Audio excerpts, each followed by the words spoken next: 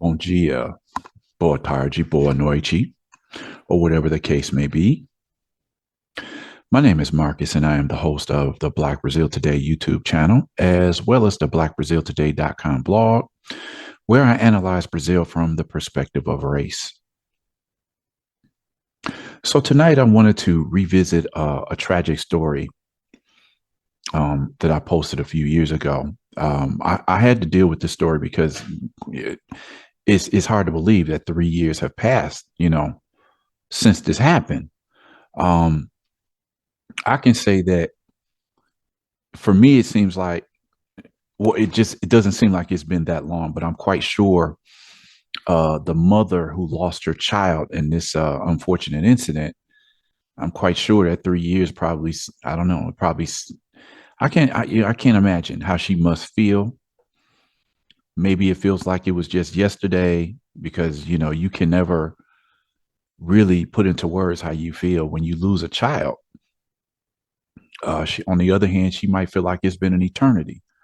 I just know that I got into the YouTube game. I had a couple of false starts there, but when I saw that it had been 3 years, I was just like, wow. It just, I was still living in Sao Paulo at the time. The pandemic had started. Brazil had these huge lockdowns. I mean, people were wearing masks. I mean, you all know what happened with that. But it was just, the story's still been in the headlines. You get updates every now and then about what happened and, where the justice, where the calls for justice are going and how the courts are dealing with it. When I saw that case, by that time I had had kids myself. So it's always, you always mourn the life of somebody who dies for something that was just totally unnecessary. But then it really hits you even harder once you have your own children. Okay. So, after I learned that, of the third year anniversary, which happened on June 2nd, I felt like it was necessary that I come here and share this story with my audience because it was tragic. It was absolutely unnecessary. The woman who's being accused of negligence in this case, I'm quite sure she didn't mean to do that. What she did, I'm going to get into the whole story, but when you're responsible for somebody's life, then your negligence is just like, you're responsible for what happened, whether you meant to do it or not. So let me just go ahead and get into this story. Again, it's been 3 years. So today's story, I'm calling it Justice for Miguel. The protest about his death, it marked 3 years since the 5-year-old Black boy fell 115 feet to his death due to negligence. So let me see here. I want to see how I want to get into this story. Okay, these are some of the pictures from the protest that just went down this past Friday. But I want to actually just go back and revisit, what I wrote, 3 years ago when this first happened. Let's see. So this is a picture of a few well-known Black, or not even all of them don't appear to be Black. Maybe a few. Well, most of them do seem to be Black here. Um, Justice for Miguel. Celebrities demand justice for the death of a child. So this is what I wrote. Let me see if I can find the date here. The date is, this was, a couple of months after he had died. So this was from September 2020. Of course, those who know, September 7th is actually Brazil's Independence Day. So I want to revisit what I wrote at that point in September of 2020. It had been 3 months since he had died, unfortunately. So in the midst of a pandemic that has, in some ways, canceled the entire year, time continues to fly. It's hard to believe that 3 months have already gone by since this shocking incident happened. For those not familiar with this case, on Tuesday, June 2nd, 5-year-old Miguel Otavio Santana da Silva died when he fell from the ninth floor of a building in the neighborhood of São José in the downtown region of Recife, Pernambuco, located in Brazil's northeast. Miguel went with his mother, the maid Mirtes Renata Souza, to the apartment where she worked. According to the neighbors, the boy started to cry when his boss requested that his mother take the family dog for a walk. Miguel, wanting his mother, decided to go after her.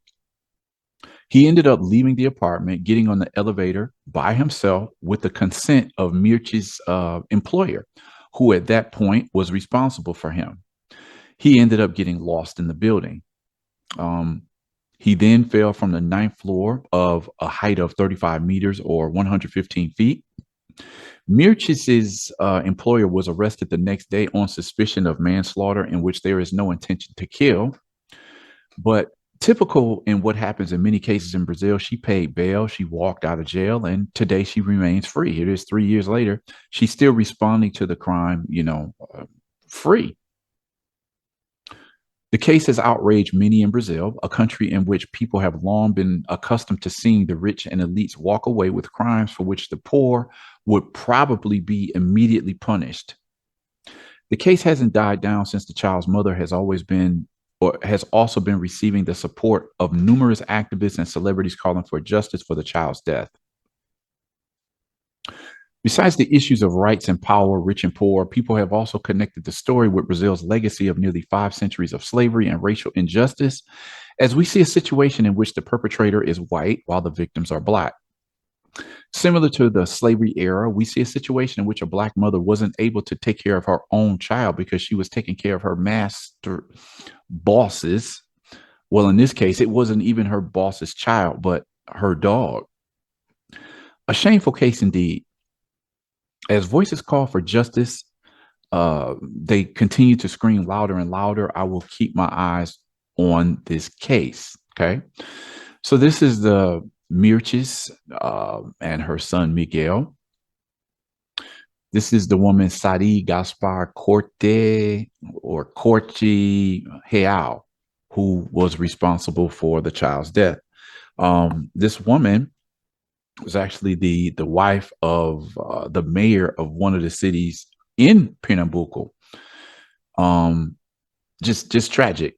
The question here being, and the child's mother has asked this question for a long time, like, how is it that rich and or elite people seem to be able to walk free when they commit some type of crime? Where if the roles were reversed, if the black mother had been tending to her employer's white son or white daughter, and this child fell to his or her death, how would she have been treated? That's what her question has been this whole time. This was a reaction from Thelma, or Thelmina as they call her. Thelma became really famous, maybe, I don't know, maybe 3-4 years ago when she won on the country's biggest reality show, Big Brother Brazil. I forget what season that was, but everybody knows Thelma nowadays. She posted her own response on Twitter, or just what she felt. Let me see. Is 20,000 reais worth the pain of a mother who will never see her child again? There's a famous saying in Brazil that says, "A carne mais barata do mercado é a negra," meaning the cheapest meat on the market is black or dark meat. Exposing her employee to the virus, exposing her son to death, but not exposing her face to society. This is revolting, is what she said. Okay. So, people were outraged about this. And this is what the question has been. If it had been a black woman who had done this to a white child, would would the mother in this case, would she be free? So anyway, this is how I reported on this almost 3 years ago, because this was actually 3 months after he had died. Obviously, he fell 115 feet. So here we are 3 years later, and this is what the protests look like. This is the building where Miguel fell in the year 2020 in June. So protest marks 3 years since 5-year-old boy fell 115 feet to his death due to negligence. Okay, this is Mirchis and her son Miguel. So it says this Friday, June 2nd, marks 3 years since the death of the boy Miguel Otavio. He was 5 years old when he was left alone by his mother's ex-employee, Sadi Corte Real, and fell from the ninth floor of a luxury building in downtown Recife. Okay, Recife being the capital city of the northeastern state of Pernambuco. That's another state I would love to go to. I haven't made it to Pernambuco in my travels to Brazil as of yet. Maybe one day. Mirchi Santana, Miguel's mother and her mother, the child's grandmother, Marta Santana, worked as maids for the mayor's family, but were on the city hall payroll. After Miguel's death, the mother and grandmother said they had not received any more wages. Okay, so this is what the protest looked like on June 2nd. Três anos sem Miguel, três anos sem justiça. It means 3 years without Miguel, 3 years with no justice. Mirchis, again, the mother, together with other movements, held the act Miguel 3 years without justice on Friday the 2nd at Pier Mauricio de Nassau condominium, where Miguel lost his life. So that's the big building you see in the middle here. You see the sign written right here. It says, "We want justice for Miguel. Queremos justicia por Miguel." Okay. Okay. So, Sadi Court, just more photos of Miguel here. Sadi Corte Real was sentenced to 8.5 years in prison, but she appealed and is responding in freedom. Okay, so she was actually sentenced, but as she appealed and is still waiting for another decision, she's free. Again, she was the former first lady of the city of Tamandare in the metropolitan region of Recife. She was arrested in the act, but she posted bail of 20,000 reais and was released. And this is what Thelma was talking about. Is this worth 20,000 reais? Her to walk scot free. Let me see what else. I noticed that her husband lost his bid to be, for, being reelected for the city of Tamandare. No wonder, he's connected to, his wife, whose negligence led to the death of a child. Let me see. Okay, so most of this I've already said. This is a picture of the woman with her husband, now the former mayor of Tamandare. As can be expected, Miguel, he died on the spot. Even knowing the situation, Sadi didn't alert Mirchis, again, Miguel's mother. And when she arrived at the employer's house, she received the news of her son's death. So we see here some of the, if you don't know by now what this means, this is, the Black Lives Matter slogan has taken off in Brazil. And every protest you'll see Vidas Negras Importam, which means Black Lives Matter. Estamos con Mirchis, like, we stand with Mirchis, the child's mother. In in September of 2022, the Federal Rural University of Pernambuco created the Menino Miguel Institute, Menino meaning boy, with the goal of focusing on study, research, and extension in the areas of childhood, family, human care, family, and aging. Again, so this is the building where, the 5-year-old child fell. These are the protests. You see, this is, I don't know what it looks like on the inside. I'm quite sure you probably find pictures of what it looks like inside. But if it's the home of the mayor and his wife, you can imagine it is a luxurious type of apartment building. Let me see. Also in 2022, the Pernambuco Justice denied 3 times Sadi Corte Real's request for preventative detention and also the withholding of her passport. So I just wanted to share this story because, as I said, I look back and I'm like, wow, that was 3 years ago, in the middle of a pandemic. I was still in Sao Paulo. Another thing that comes to mind as I read a story like this is that, it's tragic. If it was just this one story, it would be bad enough. But the problem that you have in Brazil is that it always seems like, Black lives just don't have as much value as white lives. And people can look like, say, oh, that's just whining. That's not true. But I'm just saying, when you listen to enough of the stories,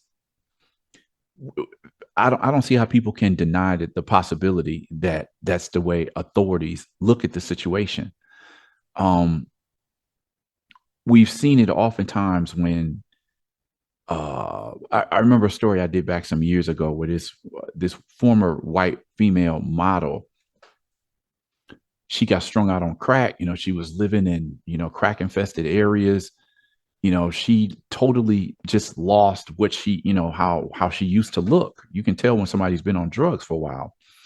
And the press found her, dusted her off, and put her back on TV. I don't know what she's doing now, but they brought her back onto this, this like talk show, a variety show. And like, look who we found. So, the point was, it's like, okay, you can go to certain areas of Sao Paulo or Rio, and you'll know that there's a lot of, you know, uh, people addicted to drugs.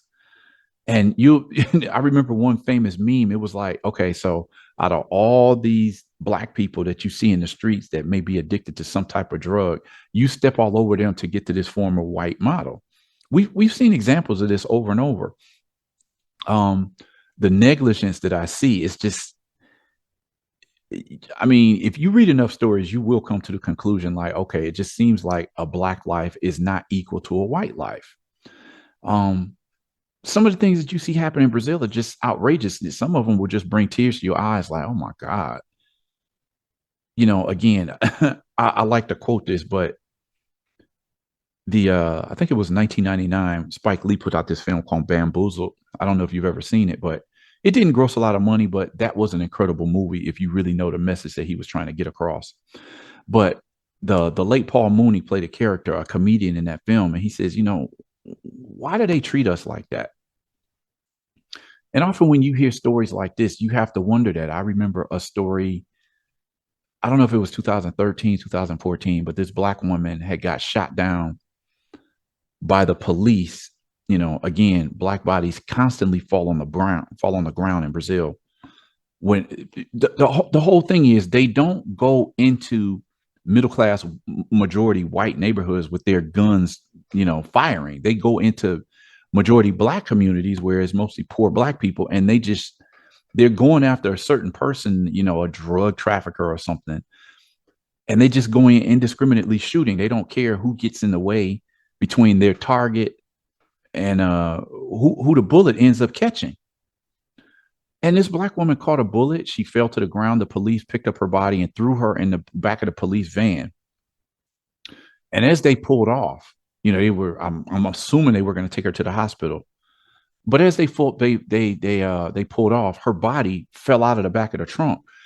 And because of the way her clothing, it's hard to explain. There was a piece of her clothing that when her body fell out of the trunk, her clothing was still attached to the back of the trunk, and they dragged her body on the cement. I don't know, it was like 100 to 300 yards. It was just totally disgusting. You see these events where I remember a story a couple of years ago where this pregnant woman, got shot by a stray police bullet. And you see this all the time. It's almost to the point like I remember Lisa had this song out some years ago. It was called All Cried Out. It's just like you see these types of things every day. You see reports of police shooting at a man's car 50 times. This guy wasn't a criminal. You see a car with 5 black teenagers in the car, and you see their car get shot up 100 times by police. It's just like it sometimes it blows my mind how people can deny. It just seems like, just if you looked at all of the evidence that I've seen, you would come to conclusion that black lives don't matter. And I've said this for a long time. I don't support the movement. I've said this a number of times over the years. I've had debates with people about this whole Black Lives Matter movement. And I've always said, look, I support the slogan. I don't support the movement. And by now, all of you should know why that is. Matter of fact, I got a story coming up where I want to talk a little bit about that, because the whole Black Lives Matter thing started coming down to Brazil, and the slogan, and one of the founders of the movement came down to Brazil. I'm like, okay, so now they're going to bring it down here. But anyway, that's another story I have to get into in the future. But I just wanted to share this because I think it's important to understand just how it does seem in Brazil that Black lives don't matter. So anyway, curious to know what your thoughts are on this story. Um, Share your thoughts in the comment section. Like this story, share this story. So I think it's a story that everybody should know about. Um, Click on that notification bell so you'll know when I put up another video. And with that said, I'm going to end the video here and invite you all to come back to the channel and check out the next video.